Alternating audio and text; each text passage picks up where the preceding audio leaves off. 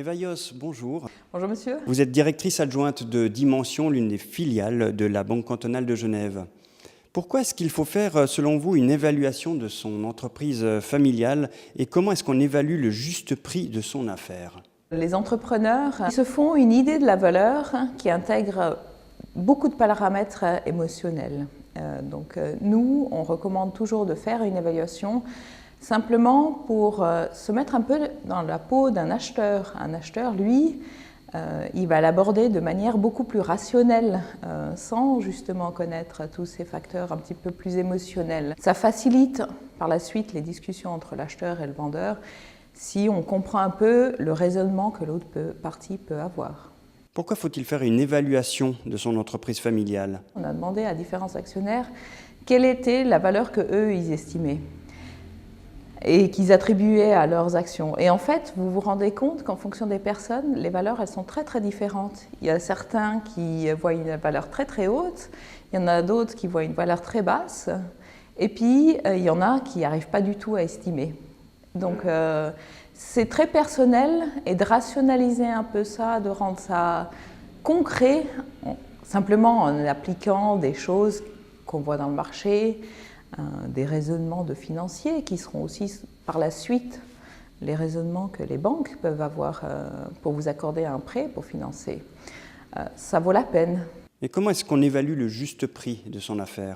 Alors, nous, on fait toujours la distinction entre le prix et la valeur. Donc, la valeur, c'est indépendant de l'acheteur, et puis le prix, c'est finalement ce sur quoi on se met d'accord. Il y a plusieurs méthodes qui sont dans la théorie financière. On essaie de comprendre le fonctionnement de l'entreprise, qui sont ses clients, comment elle est organisée à l'interne, quelles sont ses forces, ses faiblesses, et puis surtout quelles sont ses perspectives. Finalement, on va aussi regarder un petit peu la substance, donc qu'est-ce qu'il y a dans le bilan, combien valent les machines, quels ont été les investissements qui ont été faits. On est libre d'ajuster le prix. Il y a des acheteurs externes à la famille qui sont capables de payer énormément s'ils ont un intérêt stratégique à acheter. En revanche, peut-être dans une transmission familiale, s'il n'y a pas plusieurs enfants ou que tous les enfants prennent ensemble, là, il y a des possibilités d'ajuster le prix, de prendre la fourchette basse. Pourquoi, selon vous, est-il aussi important de bien se faire conseiller lors de la transmission d'une entreprise familiale? Un processus de vente, nous, on a pour habitude de donner une indication en disant que ça prend entre 9 et 12 mois. Donc c'est un processus long. Il y a beaucoup de questions qui se posent finalement.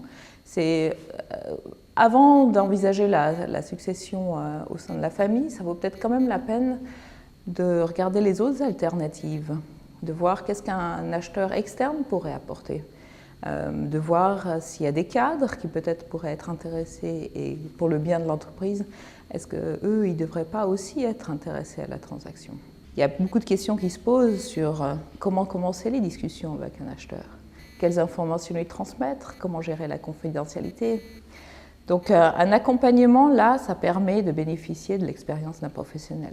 Eva Yoss, merci d'avoir participé à cet entretien.